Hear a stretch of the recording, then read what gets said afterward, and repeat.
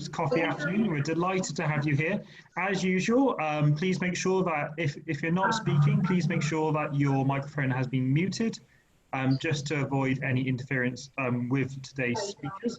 I'm delighted today to be joined by three speakers who will be representing a range of different organisations talking about redeployment and health and safety. Up first today is Danielle, who will be talking about how volunteer development managers across all 5 branches of Imperial War Museums have welcomed back volunteers after lockdown, and we'll be including specific examples from IWM North.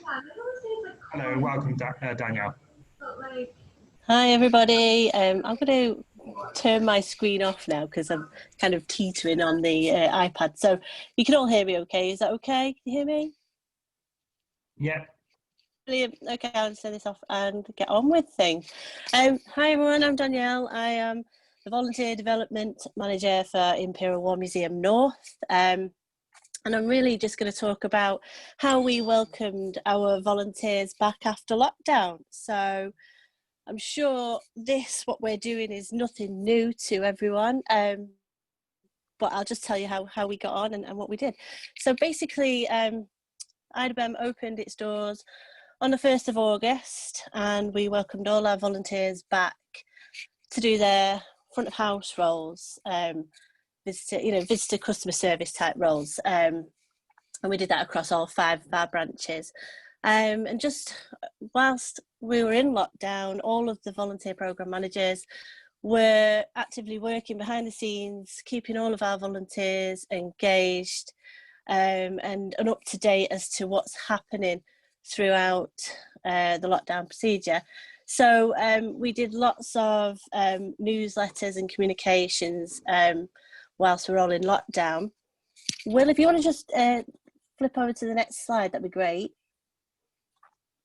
So as we neared our return to coming back to the museums, we basically drip-fed information as to how things were changing within all of our organisations across each of the sites. And on the screen you can see that we did lots of visual storytelling. So we showed images of how things have changed with the posters, the test and trace, the social distancing markers and the sanitising stations, and also the perspex that we put up in the retail team to keep them safe. We also did lots of surveying. We asked people how they felt about coming back, who was shielding, who really wanted to come. We just did a lot of like gauging of opinions and felt, got some feedback from the individuals themselves. But throughout the lockdown, we did do the weekly updates in the newsletters. We got really good at Zoom meetings, and I'm sure most people did during this lockdown time. So we had some really engaged volunteers. For those that did do the digital side of things, we also did lots of calling around and making sure people were still engaged that way. And what we found from speaking to all of our volunteers over this period was that actually they wanted to know how things are changing, but they wanted to come on site just before the public entered the building and see how things are changing. So we invited them in. If you want to flick over to the next page, we also sent pictures of the PPE that we would be providing. That's me sporting the old mask and visor combination. Obviously we wouldn't expect them both to be worn at the same time, but that was what we were providing. And then if you move on to the next slide, Will, we did a familiarisation day, and basically we asked people to come into the museum before it opened. We provided a tour of the museum and the office spaces to highlight the new safety measures. That all volunteers were given a returning to IWM policy to read and sign, which really went through some of the very, the detail about keeping everyone safe, including volunteers, suppliers and partners. It was about returning to the physical workplace and providing practical guidance so that risk can be properly managed and aligned with all of the IWM wider return to normal business objectives. And our head of departments created a welcome back video, which wasn't just for volunteers, it was for the whole of the organisation. It was 27 minutes long, but it actually provided all of the safety detail that you needed to know to provide that reassurance for staff and volunteers coming back on site. And I'll go back into more detail about that in a little while. And we also reiterated the point that there's no real pressure to return to volunteering until they felt comfortable, and the onus was on the volunteers themselves to risk assess it for their own personal circumstances and choose whether it was the right time or not to come back to volunteering. Will, do you want to flick over to the next screen? Thank you. So this is the basis of the film. It basically talks about how to keep yourself safe, keeping your colleagues safe, and keeping visitors safe. Just flick to the next screen for me, Will. So these are just some of the areas that we covered, and it's common sense. It's the stuff that we all have been talking and hearing in the news. But follow the if you get into work, how you get into work or how you get into the museum. Make sure when you're in the stations you follow the one-way system, and you're frequently reminded about social distancing. Listen to the PA announcements about social distancing. Always wear and take your face mask and sanitizer, and just avoid touching things. And this is the things that we've all been told for ages, really. So travelling to work, that was about keeping you safe. Next screen, Will. Also, we have implemented these pink signage in and around the museums. So we said look out for the pink signs, mats and vinyl floors, stickers reminding people to stay safe.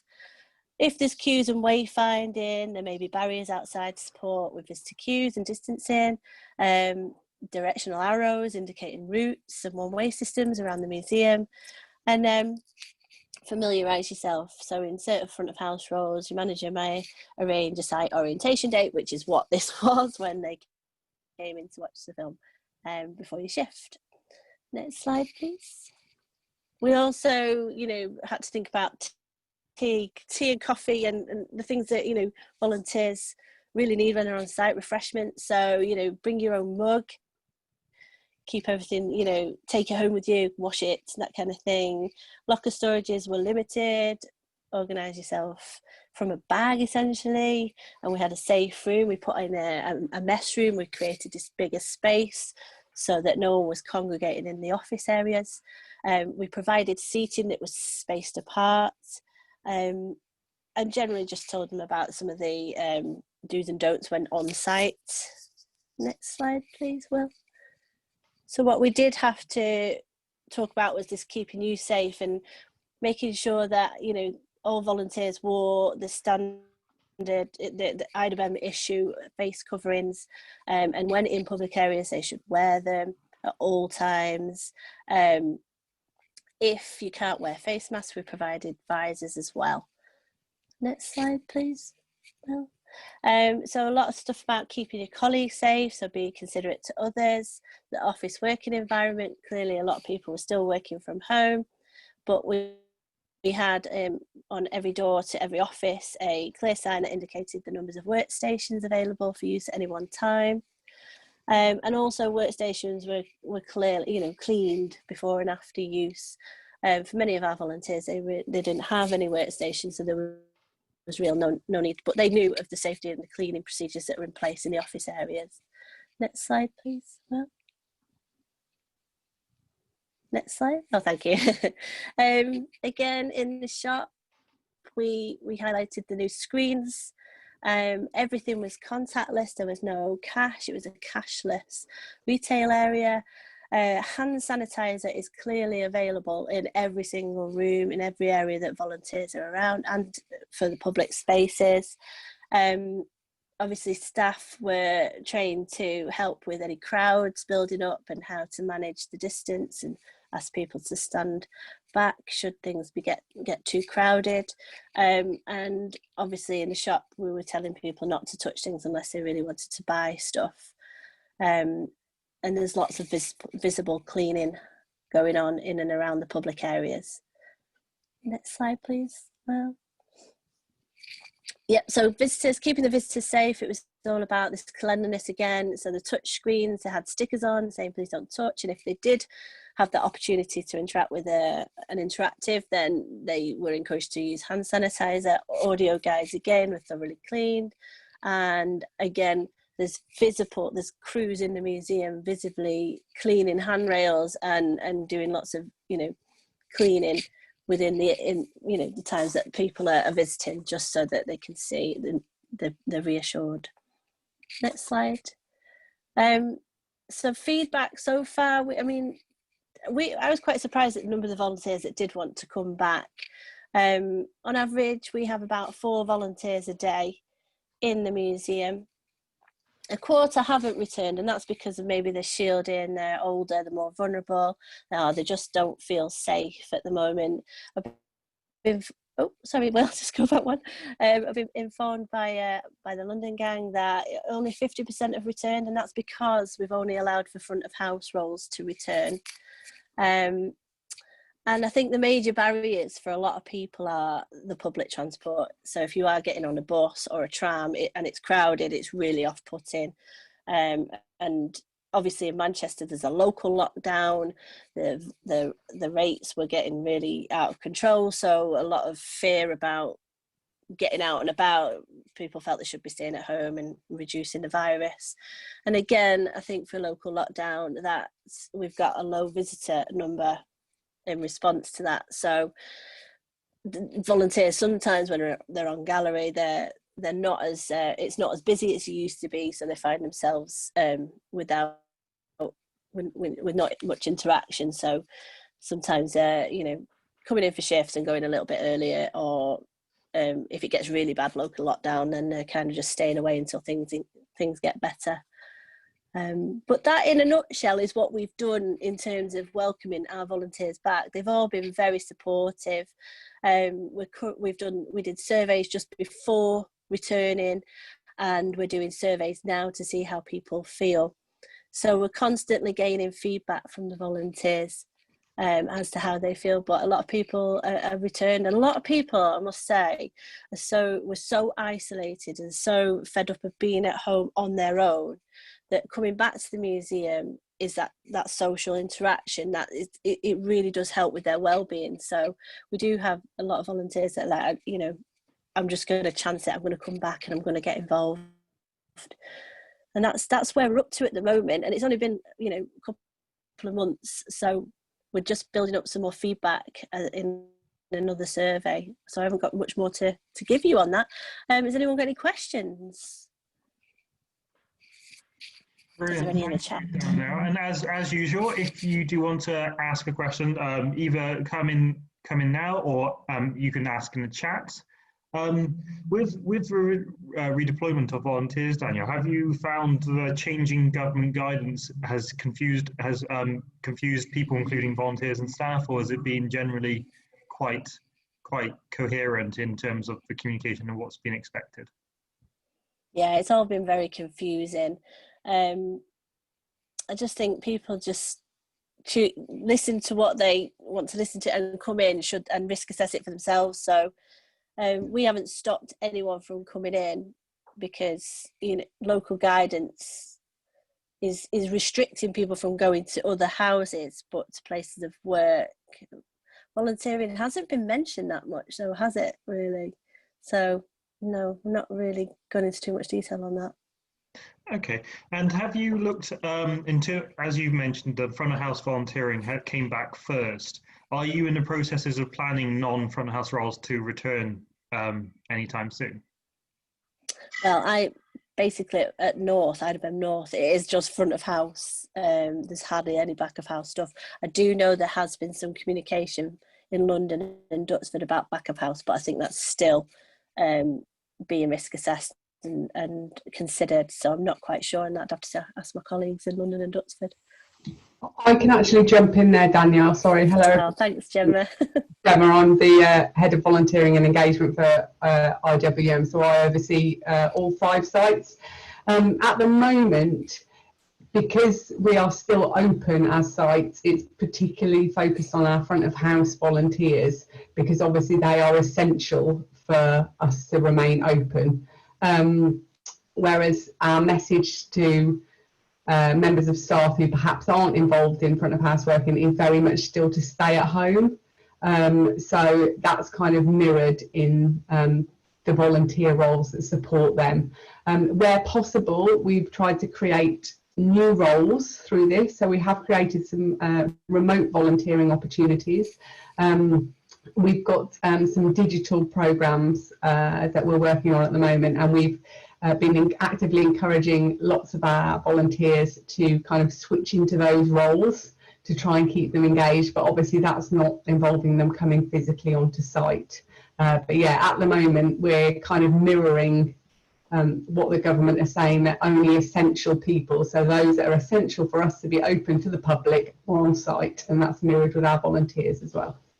That's great. Thank you for answering the question. That's really interesting to hear, and we'd definitely love to hear in future, once the front of house, the remote roles have been established, to hear how those have gone along, see some examples of the successes of remote volunteering. Great. So I think we will move on to our next speaker. There will be a chance to ask questions to any of the speakers at the end of today's event. So if you do have a question for Danielle, please do make sure to put a message in the chat, and we will ask a question later on. So next we will be speaking to Ben. Ben will be talking about volunteers returning to Barnsley Museums, and we'll be taking a look at some of their partnership working as well. So welcome, Ben. Thank you for coming along today. Hi, thank you very much. Hi everyone. So, yeah, I'm Ben, I'm the volunteer coordinator for Barnsley Museums. There's no PowerPoint from me, I'm afraid, but thank you to Danielle actually, because as I was listening to that, there were so many similarities to things that we've been telling our own volunteers. So it was great to see that there's kind of a sense of what it is people think they should be doing, I suppose, which is lovely. So yeah, we look after 5 venues across Barnsley. We've opened all but one, and the last one is due to open next month. We have had volunteers return only in outdoor roles currently. So we have 3 sites where that's possible, and they've returned to roles such as gardening and work that can be done outside, such as tidy days, litter picking, and helping the gardening team. It's gone pretty well so far. So similarly, we did lots of consultation with volunteers about what they were concerned about, what we could put in place. We issued guidance about what they should expect when they come to site, and have implemented a booking system, so volunteers have to book onto sessions in advance.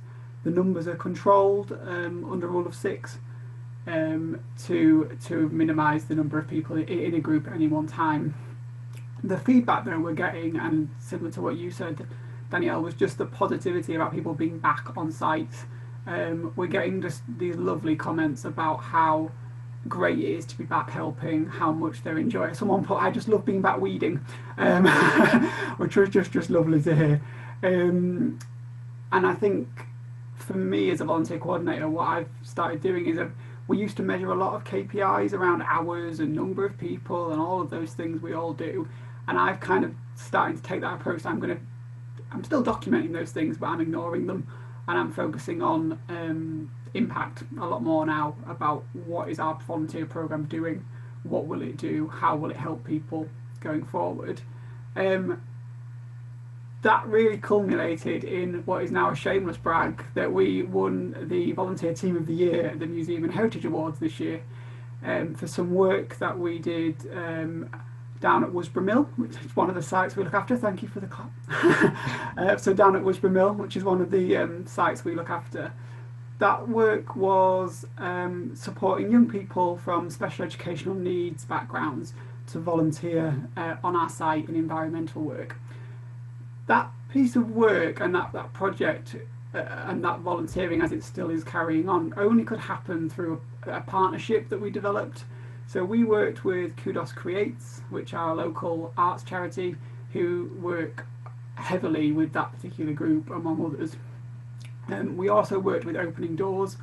Their Opening Doors support young people post 16 and are linked to our local school that support SEND. So that kind of, the 3 of us together all kind of saw where we could do something quite special together. and that was culminated in this incredible volunteering activity that, as I say, went forward and did win the award, and is just coming back online. When we initially went into lockdown, there was a lot of concerns about how that particular group with their additional health needs, etc., would come back to our site. It's only through working with Opening Doors that we've been able to, I think, really understand what it is that we need to have on site. So we've been, I say, working with them, talking to them, making sure that they know what our sites are, they know what our setup is, they know what their young people need. And as I say, we've been able to successfully bring them all back to site in the last couple of weeks with a combination of other things. And it's just really reminded me that I think for my work going forward, there's going to be a lot more focus about partners and how we more closely align with certain influencers, perhaps, I don't know if that's the right word. So for example, we're part of our local authority, so we are now starting to really talk more closely with our employment and skills team in the council to find out how we can tap into what's going on in that area and the work they're doing, and how we can position ourselves and speak their language. Similarly with our public health colleagues, we all know volunteering delivers wellbeing benefits. That's not a secret to anyone, is it? But how do we phrase it and frame it in a way that public health will understand and can see us as someone they can go to help deliver that in a way? So yeah, that's kind of where I'm kind of at really right now. So volunteering is coming back online. It's all going, thankfully, fingers crossed, it's going really positively. People are really keen to be back. But I think, and there are limitations in that, as I say, there are sites where it was interesting to hear about front of house, because that's the role I haven't been able to bring back online yet. So that was really positive to hear. But where going forward, I'm really thinking about how do I position myself with other colleagues and teams that can help deliver volunteering on our sites, rather than me just trying to figure it out on my own, I suppose. And that's kind of in a nutshell really where we're at. Brilliant, thank you, Ben. Congratulations firstly on your award. And it must be a weird time to get that award as you're bringing back the volunteers. Have you found partnership work in particular is quite strange and a bit different now that you are bringing back volunteers and it's a bit of a different environment? I think I think we've maybe had to rethink. So some of our thinking. So where we were obviously before very come one come all, and we were really throwing the doors open. Obviously COVID has caused us to step back and having to rethink what our offer is. But it is through those partners that we can kind of see the route, I guess, to do that, because they understand the needs of the young people in particular, in this case, that they're working with. But that's also true of future partnerships where we're thinking about working with our youth offending team in the council, and again, what is their set up going to be? What does COVID mean to them? How can we support that? So it's just a different conversation, I suppose, than what maybe we were having before, in light of what's going on. Okay, yeah, no, that's interesting. It's just almost how it gets framed, how it gets planned, I guess, is where a lot of difference is going to be. And I think it's particularly with with working with children and younger people, a lot of those in those environments, they're already social distancing well practiced in that by the time the project starts. As you mentioned, you brought back your outdoor teams quite some of the first to come back, weren't they? And I think I recall from a previous coffee afternoon where you talked about how they're offering to bring their own tools and stuff so that could be shared. And bringing back outdoor volunteers and providing the welfare facilities needed, did you have any challenges there? We were quite fortunate that we were able to offer so kind of basic hand washing and toilet facilities at all of our venues. They were that was something we could offer, and we could say that to volunteers was available. What we did restrict was things like tea and coffee access. So we said bring your own flasks, bring your own drinks.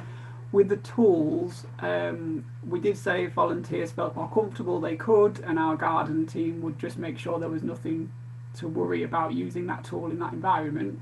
but we were able to set up something that meant all the tools were sanitised before use, they were sanitised after use, they were then stored away until they were needed next time. So we were able to kind of put in a system of that volunteers felt comfortable with. And I am quite fortunate that I do have a little bit of budget for the volunteer programme, so we could buy in some extras, like we just gave away a load of gardening gloves really, because we knew it wasn't sanitary or safe for volunteers to wear a pair of gloves and then give them back. So we just kind of said, have the gloves, take them, just bring them next time. So we've been able to do little things like that, which I think have helped.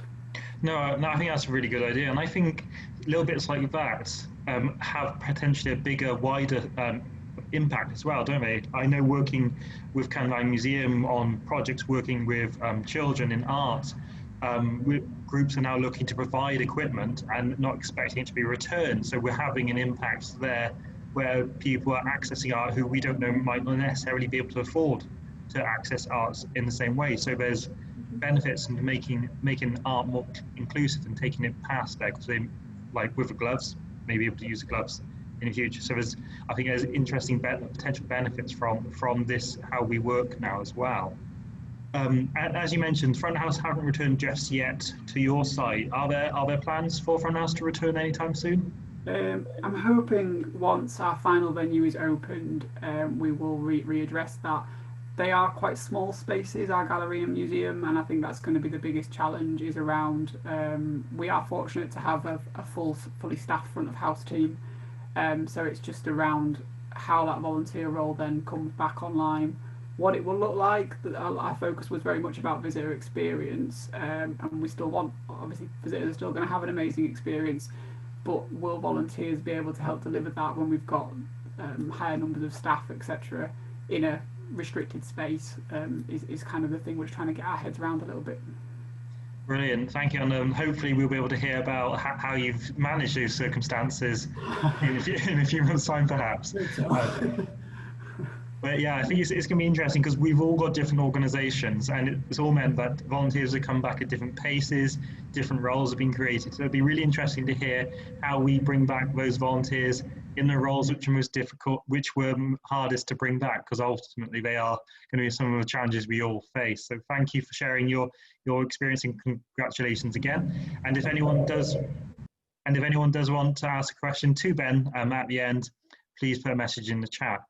And so we'll just like to introduce our final speaker for today, Richard Gough, who is who's director at Soldiers of Shropshire Museum, who will be talking about health and safety in a nutshell. We'll have a look at health and safety law and duties for volunteer leaders, which I'm sure with the changes we are all facing as a result of COVID-19, a brief introduction will be useful to all of us. So welcome, Rich. Thank you for coming along today.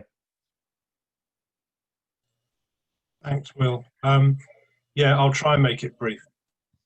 The health and safety is a dull and dry topic, as you all know, and normally you start talking about it, the shutters go up, people disengage. What's really important about this, I noticed a few weeks ago in one of these afternoons, the discussion about risk assessments and bringing volunteers back. There were a few startled faces, and I can appreciate there are so many more volunteer leaders right now that are having to deal with health and safety issues and risk assessments. Never had to do it before, and it's always been someone else's role, or you've had it sort of done for you. So I just wanted a very light touch session now, just to explain the basics. I'm very happy in a future session or a separate session from this, if people are interested to look at, getting some help doing risk assessments or other bits and pieces. I'm happy to do that over Zoom at a later date, but we won't delve too deeply now. Let me just struggle with the technology and see if I can share my screen. Someone will have to tell me whether it works or not.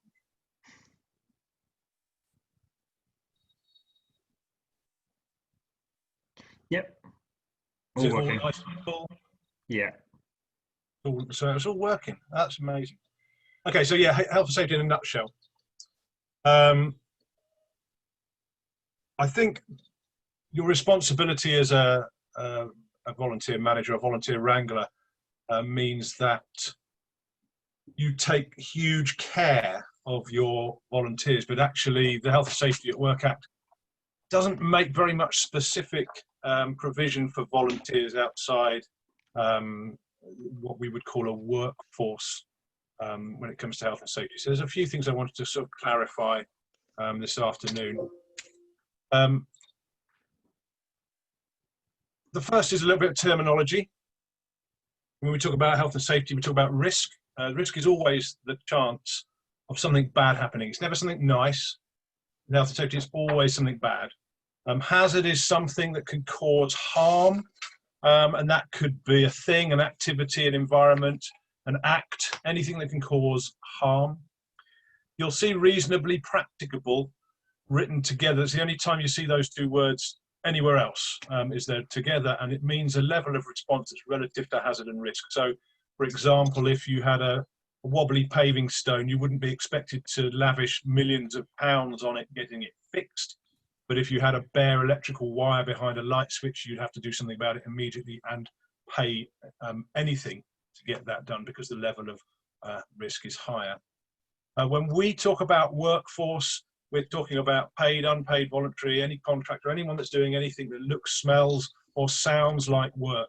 You won't find the health and safety terminology referring to workforce. It normally just refers to employees. So we're going to use workforce today because it's more helpful to think about all of these people at once. And another word we'll use later on, suitable and sufficient, which is just enough when it comes to the acts that you undertake.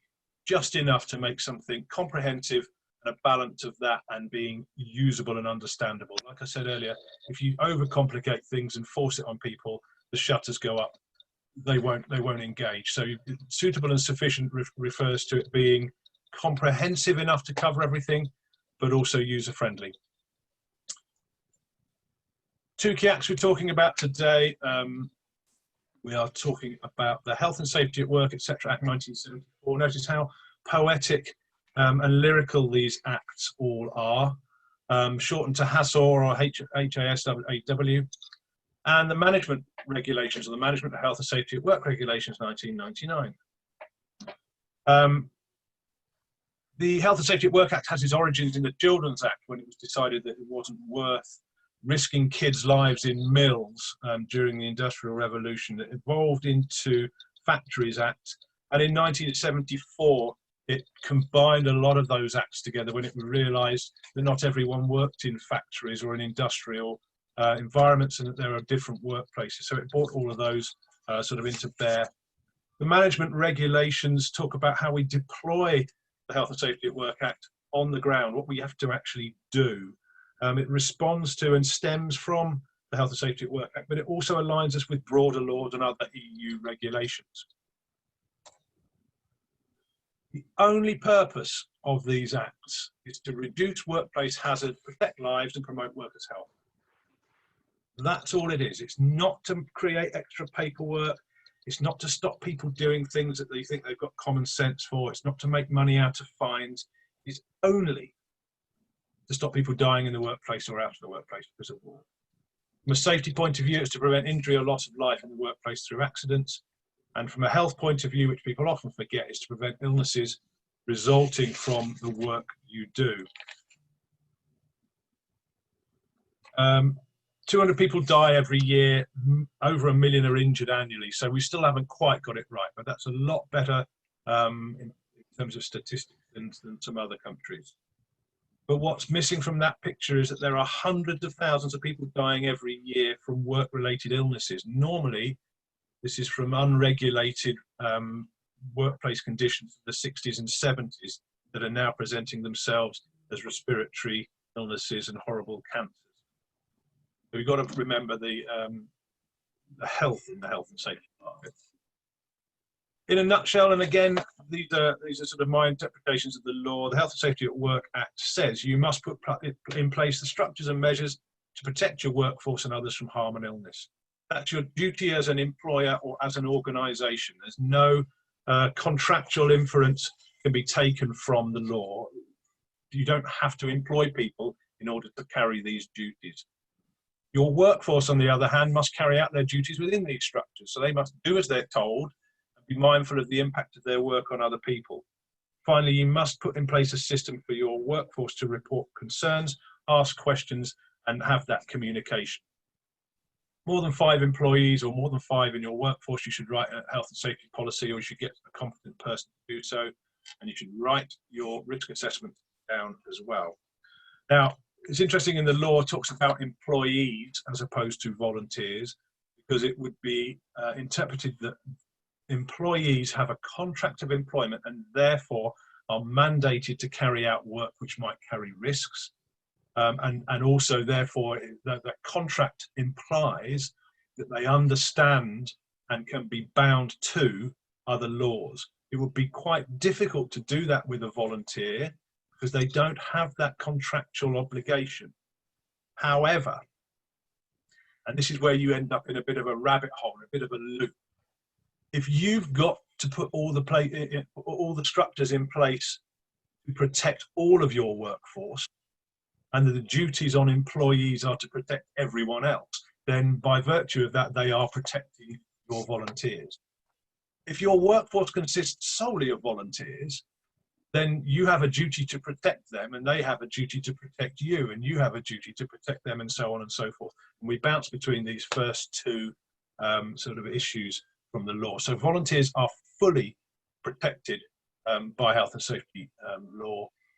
The NCVO have a really good entry on their website, if you're a member of that, about volunteers and the law when it comes to health and safety, much more sensibly and succinctly than I could. The management regulations, as we mentioned earlier, you must make all suitable and sufficient risk assessments for all areas of your work. You must share the outcomes with your workforce, not necessarily all of the risk assessments, but certainly all of the outcomes. So if there's any training needed, if there's any guidance, if there's any messages, signage, or anything else, you must share that. You must appoint competent persons to carry out health and safety duties, including training and monitoring. It is horses for courses. If you've got a massive organisation with a really wide spread of very risky things, you need to get someone who is completely up to their eyeballs in IOSH and NEBOSH qualifications. If you're a smaller organisation with very low risk activities, as a management IOSH qualification, which is an online course, will be sufficient for you to be you also must have plans in place to deal with serious and imminent danger and emergency situations, including the impact of an emergency situation in your organisation on neighbours and neighbouring organisations. So if something big went wrong, you need to have something written down to say how you're going to stop it from spreading to other places. And you also need arrangements in place to cover all other health and safety issues. That's things like first aid, fire safety, and evacuation. But this is where it also blends quite a lot into HR. So it's things like provision of potable water, toilet and refreshment facilities, fresh air and ventilation, and regular breaks and things. So that all sort of ties up at the end there. And quite often people talk about why you should do this. Well, the first one is legal. It's the law. It's a very powerful law, a powerful act of Parliament throughout all of the. There are fines and sometimes prison for breaches and ignorance of the law. Secondly, is financial. Not only do we have the fines that I just mentioned, but also you are at risk of uninsured losses. If your business goes out of action because you've been closed by the health and safety executive, your insurance company will not cover that as a business interruption loss. You could also lose reputation, which means that your business could suffer because people don't deem you safe. And finally, moral, which for me, from a volunteering perspective as well, is the most compelling reason why you should carry out your duties under the Act. Is you've got to keep these people safe. We do that much more naturally, I think, looking after volunteers than other HR people and other managers that I've met in the business. Our moral obligation to keep everyone safe is right at the top of our list of reasons why we do this. And it's a very, very powerful way of encouraging other people to take all of this very seriously. There are a few other links. Health and Safety Executive website is really comprehensive. Got loads and loads of stuff on there, myth busting and everything else. And it's not a difficult website to find your way around.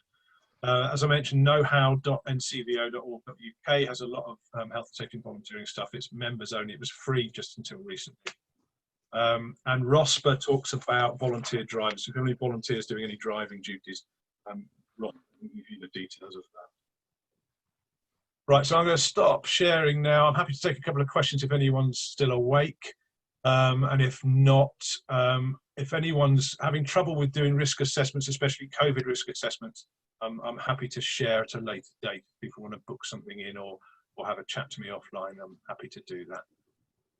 Brilliant. Thank you, Rich. Thank you for sharing your expertise today in that introduction to health and safety. If there are any questions which you want to ask Rich, please ask now. We do have one question in around where would freelancers stand within that? Would they be, whilst under contract, would they be classed as workforce? Yes, absolutely. You have to keep everybody in your environment safe, and whether it's a worker, a visitor, an invited guest, a trustee, whoever, you've got to put everything in place to keep them safe. So yes, they're covered by that duty, but they will also, if they are paid, it's implied that there is a contractual agreement there, and you have to do everything to make sure they understand what you have in place and what their duties are.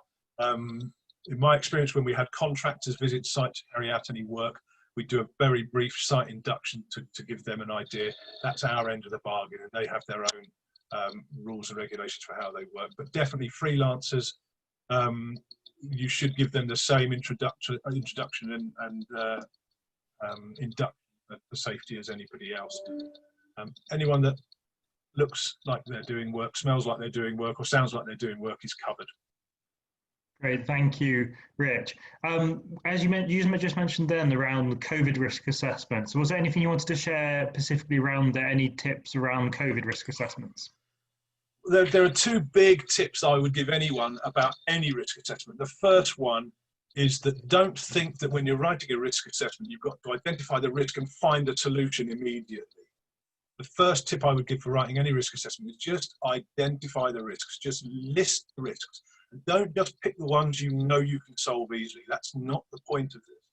The first thing is just identify the risks. Your standard risk assessment form, and I know there are lots of templates, should say, the first line should say, who is at risk and why? Or what is the risk and who can be affected? That's the really important bit to identify it. And the second tip is that when you're outlining the things you're going to do or the things you have in place to mitigate these risks, should always aim for collective safety over individual safety. We talked a lot in COVID about PPE. Personal protective equipment only protects that person.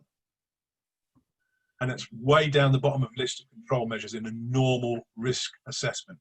Collective safety means stopping the accident or the incident or the risk or the hazard from happening in the first place, and then reducing its impact on human beings on what's called a hierarchy of control. So always think about what you could do to reduce the risk of the thing happening first, and then how that might impact all the way down. So they're the two big tips for that. And think outside the box a little bit with COVID risk assessments, because one of the biggest risks I found when looking at our staff was their habits.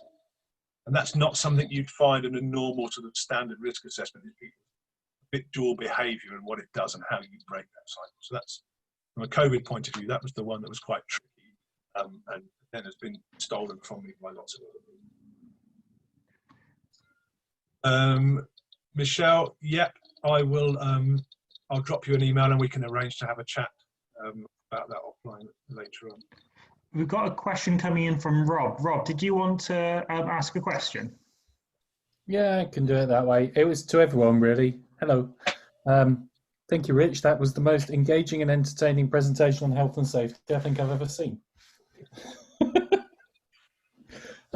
It was just, I was talking to a group in Australia this morning, and they've obviously just coming out of their winter and into the spring, and they were saying how some of their volunteers, in some contexts, if they were returning to volunteer, had been required to either have a flu shot, because obviously we're all being encouraged to have a flu vaccination ahead of the winter season to ease the pressure on the NHS, and or have been required to also download their equivalent of our new track and trace app. At least in England and Wales, it's a new app. I was wondering if anybody's thinking about putting in place similar requirements or suggestions to volunteer as they return, that the volunteers should be getting a flu shot and or should be having the app on them in order to try and prevent the spread of COVID and reduce the risk of volunteers contracting stuff. Thanks, Will. Thanks, Rob. That's an interesting question. If anyone else does have an answer and wants to share their perspective, we would be interested to hear. From my perspective, before we postponed our reopening of the museum, we were going to be collecting the contact information from our volunteers when they come in, as in the normal signing procedure, as per the requirements to collect any volunteers or staff on site during the day. Recording entry and departure time, so that we could provide any data as required within the guidelines of GDPR. I'd be interested, particularly from anyone who's brought back volunteers. I see from Matt's comment that they did discuss flu shots for volunteers coming back. And I imagine with the potential delay in flu shots as well in the UK, there's potentially an issue around that point as well. Rich, did you have any plans around those sort of requirements when you brought back volunteers? No, we didn't. I'm looking at what we've got ahead of us in the winter period, and I think anybody who's entitled to a flu jab, I would always encourage to do so. At the moment, we have volunteers, one volunteer per day, so that we've really reduced the risk of contact down immensely. So it's not as much of an issue, but we are starting to ramp that up. What I would say to everyone, and this is a conversation I was picking up yesterday from somebody very high up in AIM. Everyone in that side of things is expecting there to be a 2-week lockdown over half term, which will affect museums and heritage sites. So I would urge everyone not to invest heavily in half term activities. Keep their eye on the ball for that. So it might be that interrupts any winter illnesses or anything else as much as it does COVID. Interesting though, yeah. Thank you, Rich. Gemma, I saw you raised a hand. Did you want to come in? Yeah, it was just to kind of echo what you were saying, Will, really. As far as our volunteers are concerned, we've been really quite strict on ensuring that they book in on we've got a volunteer management system, so they book in for their shifts. We have in the past on occasion had issues where volunteers have just fancied popping along for the day to come in because they've had nothing else to do. So we've really been actively discouraging that and saying that effectively if you're not booked in, then you're not coming in, and that's linked into us then being able to supply details should we be contacted by NHS, so we can effectively pass that information on. We've also been quite clear, I mean obviously we're able to do this at our IWM sites where we have different entry and exit points for our staff and volunteers, so we've really been able to kind of segregate that and have sort of monitoring systems on who is entering and then exiting the buildings as well. So I think that's helped to enable us to keep a log of who we've got on site at one time. But thank you as well, Richard, for the heads up about half term, because that's already been under discussion about us not delving too much into our activities. Great, thank you. And just in case any of you are not aware, Richard just put in the chat a link so you can create your own QR code, which is part of the track and trace system. You can sign up your organisation or multiple sites so that people can scan their NHS COVID-19 app. So as part of the track and trace system, the link is in there. We will be saving a chat. So if you do need it, please let us know. But you also can find it on government websites, both in England and in Wales. And there's a separate app for Scotland, I believe. Correct me if I am wrong.